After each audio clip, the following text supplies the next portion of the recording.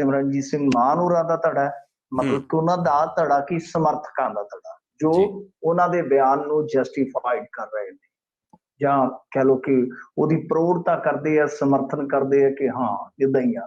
ਤਾਂ ਇੱਕ ਉਹ ਹੈ ਧੜਾ ਜਿਹੜਾ ਕਿ ਇਹ ਜੋ ਬਿਆਨ ਆਇਆ ਸੀਗਾ ਭਗਤ ਸਿੰਘ ਹੋਰਾਂ ਤੇ, ਜਿਹੜਾ ਬਿਆਨ ਦਿੱਤਾ ਗਿਆ ਸੀ ਸਿਮਰਨਜੀਤ ਸਿੰਘ ਮਾਨ ਵੱਲੋਂ, ਉਹਦੀ ਆਲੋਚਨਾ ਕਰਦਾ ਹੈ।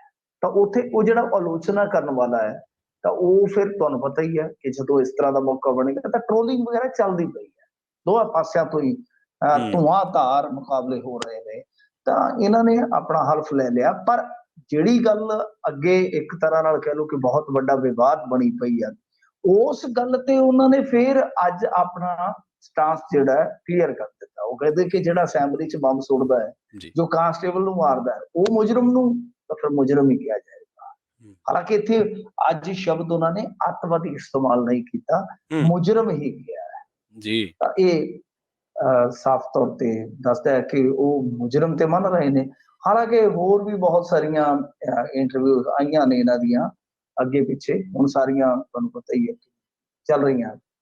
ਪਰ ਇਸ ਮਾਮਲੇ ਦੇ ਵਿੱਚ ਉਹਨਾਂ ਨੇ ਇੱਕ ਚੀਜ਼ ਜਿਹੜੀ ਆ ਉਹ ਭੇਤ ਭਰੀ ਵੀ ਰੱਖ ਲਈ। ਜਦੋਂ ਉਹਨਾਂ ਨੂੰ ਪੁੱਛਿਆ ਗਿਆ ਕਿ ਵੋਟ ਕਿਹਨੂੰ ਪਾਈ ਜੇ, ਰਾਸ਼ਟਰਪਤੀ ਦੀ ਵੋਟ ਕਿਹਨੂੰ ਪਾਈ, ਉਹ ਕਹਿੰਦੇ ਜਿਹਨੂੰ ਮਰਜ਼ੀ ਪਾਈ ਹੈ, ਪਰ ਪਾਈ ਆਪਣੀ ਮਰਜ਼ੀ ਦੇ ਨਾਲ ਹੈ, ਪਰ ਮੈਂ ਦੱਸਾਂਗਾ ਨਹੀਂ। ਤਾਂ ਉਹ ਕਿਹਨੂੰ ਪਾ ਕੇ ਆਇਆ, ਇਹ ਤਾਂ ਬਾਈ ਹੁਣ ਉਹੀਓ ਜਾਣਦੇ ਨੇ। ਪਰ ਸਭ ਤੋਂ ਵੱਡੀ ਗੱਲ ਇਹ ਆ ਕਿ ਉਹਨਾਂ ਨੇ ਆਪਣਾ ਸਟਾਂਸ ਜਿਹੜਾ ਹੈ ਉਹ ਫਿਰ ਇੱਕ ਵਾਰੀ ਕਲੀਅਰ ਕਰ ਦਿੱਤਾ ਕਿ ਉਹ ਤਾਂ ਮੁਜਰਮ ਨੂੰ ਮੁਜਰਮ ਕਹਿਣਗੇ। ਵੈਸੇ ਚੰਨਨ ਸਿੰਘ ਨੂੰ ਤੇ ਜੋੜ ਰਹੇ ਆ ਉਹਦੀ ਹੱਤਿਆ ਨੂੰ, ਇਹ ਵੈਸੇ ਜਿਹੜੀ ਉਹ ਗੋਲੀ ਚੱਲੀ ਸੀ ਉਹ ਆਜ਼ਾਦ ਨੇ ਚਲਾਈ ਸੀ ਮੇਰੇ ਖਿਆਲ ਦੇ ਨਾਲ, ਜਿੰਨਾ ਕੋਈ ਇਤਿਹਾਸ ਦੇ ਵਿੱਚ ਦੱਸਿਆ। ਚੰਨਨ ਸਿੰਘ ਦੀ ਮੌਤ ਨੂੰ ਨਾ ਵਾਰ-ਵਾਰ ਕਹਿ ਰਹੇ ਆ। ਤਾਂ ਦੇਖੋ ਗੱਲ ਕੀ ਆ ਕਿ ਸਿਮਰਨਜੀਤ ਸਿੰਘ ਮਾਨ ਹੋਰਾਂ ਨੇ ਇਹ ਕੋਈ ਬਿਆਨ ਪਹਿਲੀ ਵਾਰੀ ਨਹੀਂ ਦਿੱਤਾ, ਐਸੇ ਬਿਆਨ ਜਿਹੜੇ ਉਹ ਲਗਾਤਾਰ ਦੇ ਰਹੇ, ਪਰ ਮੇਰੇ ਖਿਆਲ ਦੇ ਨਾਲ ਬੇਲੋੜਾ ਸੀਗਾ ਜਿਸ ਤਰ੍ਹਾਂ ਦਾ ਉਹਨਾਂ ਨੇ ਵਿਵਾਦ ਛੇੜ ਦਿੱਤਾ। ਕਿਉਂਕਿ ਦੇਖੋ ਭਗਤ ਸਿੰਘ ਨੂੰ ਹੀਰੋ ਮੰਨਣ ਵਾਲੇ ਲੱਖਾਂ ਕਰੋੜਾਂ ਪੂਰੀ ਦੁਨੀਆ 'ਚ, ਅੰਗਰੇਜ਼ ਤੇ ਗੋਰੇ ਤੇ ਪੜ੍ਹਾ ਰਹੇ ਨੇ ਅੱਜ ਕੱਲ, ਅੱਜ ਦੇ ਦੌਰ 'ਚ ਜੇ ਤੁਸੀਂ ਦੇਖੋਗੇ ਤਾਂ ਉਹ ਆਪਣੇ ਬੱਚਿਆਂ ਨੂੰ ਵੀ ਦੱਸ ਰਹੇ ਨੇ। ਪਾਕਿਸਤਾਨ 'ਚ ਦੇਖ ਲਓ ਭਗਤ ਸਿੰਘ ਦੇ ਕਿੰਨੇ ਪ੍ਰਸ਼ੰਸਕ ਨੇ, ਕਿੰਨੇ ਚਾਹਣ ਵਾਲੇ ਨੇ। ਤਾਂ ਏਦਾਂ ਕੋਈ ਛੋਟਾ ਨਹੀਂ ਹੋ ਜਾਂਦਾ। ਹੁਣ ਜਦੋਂ ਇਸ ਤਰ੍ਹਾਂ ਦੀ ਗੱਲ ਕਰਦੇ ਨੇ, ਮੈਂ ਤਾਂ ਹੈਰਾਨ ਆ। ਉਹ ਇੱਕ ਇੰਟਰਵਿਊ 'ਚ ਕਹਿ ਰਹੇ ਨੇ, ਮੈਂ ਕਿਤੇ ਸਾਰੀ ਤੇ ਨਹੀਂ ਸੁਣੀ ਇੰਟਰਵਿਊ, ਤਾਂ ਜਿਵੇਂ ਕਰਦੇ ਹੁੰਦੇ ਨੇ ਲਿਖਦੇ ਹੁੰਦੇ ਆ, ਕਿ ਉਹ ਕਹਿ ਰਹੇ ਆ ਕਿ ਸੈਕੰਡ ਵਰਲਡ ਵਾਰ ਕਰਕੇ ਗੋਰੇ ਕਮਜ਼ੋਰ ਹੋ ਗਏ ਸਨ ਆਰਥਿਕ ਤੌਰ ਤੇ ਆਜ਼ਾਦੀ ਤਾਂ ਮਿਲੀ ਆ। ਹੁਣ ਜੇ ਇਸ ਬਿਆਨ ਨੂੰ ਵੀ ਦੇਖੋ ਤਾਂ ਇੱਕ ਤਰ੍ਹਾਂ ਨਾਲ ਕਹਿ ਲਓ ਕਿ ਤਾਂ ਫਿਰ ਸਾਰੇ ਸਟਰਗਲ ਨੂੰ ਹੀ ਇੱਕ ਤਰ੍ਹਾਂ ਨਾਲ ਕਾਂਟਾ ਮਾਰ ਕਰਦੇ ਆ ਕਿ ਇੱਕ ਤਾਂ ਅਸੀਂ ਇਹ ਗੱਲ ਕਹਿੰਦੇ ਆ ਕਿ ਸਾਡੇ ਸਿੱਖਾਂ ਨੇ, ਬਹਾਦਰ ਯੋਧਿਆਂ ਨੇ, ਪੰਜਾਬੀਆਂ ਨੇ ਬਾਈ ਸਭ ਤੋਂ ਜ਼ਿਆਦਾ ਕੁਰਬਾਨੀ ਦਿੱਤੀ ਹੈ। ਤਾਂ ਫਿਰ ਆਪਣੇ ਆਪ ਹੀ ਇੱਕ ਤਰ੍ਹਾਂ ਨਾਲ ਕਾਂਟਾ ਵੀ ਮਾਰੀ ਜਾ ਰਹੇ ਹਾਂ ਅਸੀਂ। ਗੱਲ ਇਹ ਆ ਕਿ ਸਿਮਰਨਜੀਤ ਸਿੰਘ ਮਾਨ ਹੋਰਾਂ ਦੀ ਰਾਜਨੀਤੀ ਕਰਨ ਦਾ ਆਪਣਾ ਢੰਗ ਹੈ, ਉਹ ਫਿਰ ਆਪਣੀ ਗੱਲ ਤੋਂ ਪਿੱਛੇ ਨਹੀਂ ਹਟਦੇ। ਪਰ ਕਹਿ ਲਓ ਕਿ ਕਾਫੀ ਜ਼ਿਆਦਾ ਇਹ ਵਿਵਾਦ ਇਸ ਵੇਲੇ ਮਗਿਆ ਪਿਆ, ਬਹੁਤ ਜ਼ਿਆਦਾ ਵਿਵਾਦ ਮਗਿਆ ਪਿਆ। ਤੇ ਅੱਜ ਤੇ ਮੇਰੇ ਖਿਆਲ ਦੇ ਨਾਲ ਖਟਕੜ ਕਲਾਂ ਦੇ ਵਿੱਚ ਇਕੱਠ ਵੀ ਹੋਇਆ, ਉੱਥੇ ਵੀ ਇੱਕ ਬੰਦੇ ਨੇ ਭੈੜੀ ਜੀ ਗੱਲ ਕੀਤੀ ਆ ਕਿ ਕੋਈ ਮਾਨ ਦੀ ਪੱਗ ਲਾ ਕੇ ਲਿਆਏਗਾ ਤੇ ਮੈਂ ਇਹਨੂੰ 5 ਲੱਖ ਰੁਪਇਆ ਦਿਆਂਗਾ। ਐਸੀਆਂ ਗੱਲਾਂ ਕਰਨ ਦੀ ਵੀ ਲੋੜ ਨਹੀਂ। ਅਸੀਂ ਵੀ ਹੋ ਸਕਦਾ ਸਿਮਰਨਜੀਤ ਸਿੰਘ ਮਾਨ ਦੇ ਬਿਆਨ ਨਾਲ ਨਾ ਸਹਿਮਤ ਹੋਈਏ, ਪਰ ਇਹ ਵਿੱਚੋਂ ਪੱਗ ਵਾਲੀ ਕਿਹੜੀ ਗੱਲ ਆਈ ਵੀ, ਇਹ ਕੀ ਹੋਇਆ ਜੀ ਜੀ।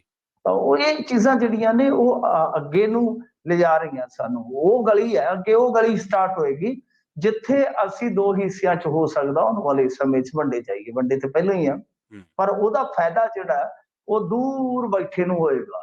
ਅਸੀਂ ਉਸ ਮਤਲਬ ਰਸਤੇ ਨੂੰ ਪੈ ਰਹੇ ਹਾਂ, ਉਸ ਗਲੀ ਨੂੰ ਪੈ ਰਹੇ ਹਾਂ ਜਿਸ ਗਲੀ ਦੇ ਵਿੱਚ ਜਾ ਕੇ ਮਤਲਬ ਕਿ ਅਸੀਂ ਦੋ ਨੁਕਰਾਂ ਤੇ ਖਲੋ ਜਾਵਾਂਗੇ। ਤਾਂ ਇਹ ਬੜੀ ਇਸ ਵੇਲੇ ਕਹਿ ਲਈਏ ਕਿ ਇੱਕ ਤਰ੍ਹਾਂ ਨਾਲ ਨਾਜ਼ੁਕ ਜਿਹੀ ਸਥਿਤੀ ਬਣ ਗਈ ਆ ਕਿ ਜਿਸ ਤਰੀਕੇ ਨਾਲ ਡਿਬੇਟ ਤੇ ਵੈਸੇ ਛਿੜਿਆ ਸੀਗਾ ਇੰਡੀਆ 'ਚ, ਇਹ ਅੱਜ ਤੋਂ ਮੇਰੇ ਖਿਆਲ ਦੇ ਨਾਲ 9-10 ਸਾਲ ਪਹਿਲਾਂ ਵੀ, ਕਿਉਂਕਿ ਇੱਕ ਬੁੱਕ ਦੇ ਵਿੱਚ ਲਿਖਿਆ ਹੋਇਆ ਬਕਾਇਦਾ ਜਿਹੜੀ ਗੱਲ ਸਿਮਰਨਜੀਤ ਸਿੰਘ ਮਾਨ ਕਹਿ ਰਹੇ ਨੇ ਬੁੱਕ ਦੇ ਵਿੱਚ ਲਿਖਿਆ ਹੋਇਆ। JNU 'ਚ ਬੁੱਕ ਲੱਗ ਗਈ ਸੀਗੀ।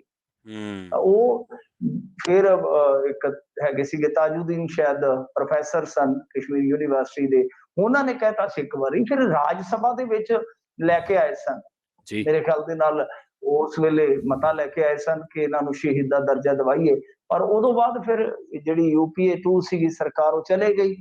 ਤੇ ਡਿਬੇਟ ਤਾਂ ਚੱਲਿਆ ਅੱਗੇ, ਪਰ ਜਿਸ ਤੀਬਰਤਾ ਦੇ ਨਾਲ ਇੱਧਰ ਸਾਡੇ ਹੁਣ ਡਿਬੇਟ ਚੱਲ ਪਿਆ ਤੇ ਜਿਸ ਤਰੀਕੇ ਨਾਲ ਉਹ ਗਾਂ ਕਿਰਦਾਰ ਕੁਸ਼ੀਆਂ ਤੱਕ ਜਾ ਰਿਹਾ ਹੈ, ਤੇ ਪੱਗਾਂ ਲਾਉਣ ਤੱਕ ਜਾ ਰਿਹਾ। ਇਹ ਡਿਬੇਟ ਹੈਲਦੀ ਡਿਬੇਟ ਨਹੀਂ। ਵੈਸੇ ਤੇ ਚਲੋ ਸਹਿਮਤੀ ਬਈ, ਮੈਂ ਜਿਵੇਂ ਕਿਹਾ ਕਿ ਕਿਸੇ ਨੂੰ ਕੋਈ ਹੀਰੋ ਮੰਨਦਾ ਤੇ ਕਿਸੇ ਦੇ ਨਾ ਮੰਨਣ ਨਾਲ ਉਹ ਛੋਟਾ ਨਹੀਂ ਹੋ ਜਾਂਦਾ ਉਹਦੀ ਨਜ਼ਰ ਦੇ ਵਿੱਚ, ਉਹਨੇ ਓਡਾ ਹੀ ਰਹਿਣਾ।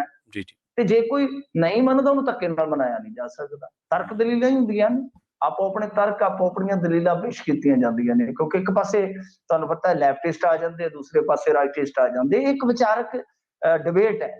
ਪਰ ਇਸ ਡਿਬੇਟ ਦੇ ਵਿੱਚ ਹੁਣ ਜਿਸ ਤਰ੍ਹਾਂ ਦੀਆਂ ਚੀਜ਼ਾਂ ਐਂਟਰ ਹੋ ਰਹੀਆਂ ਨੇ, ਇਹ ਤਾਂ ਬਹੁਤ ਮਾੜੀ ਗੱਲ ਹੈ, ਬਹੁਤ ਮਾੜੀ ਗੱਲ ਹੈ।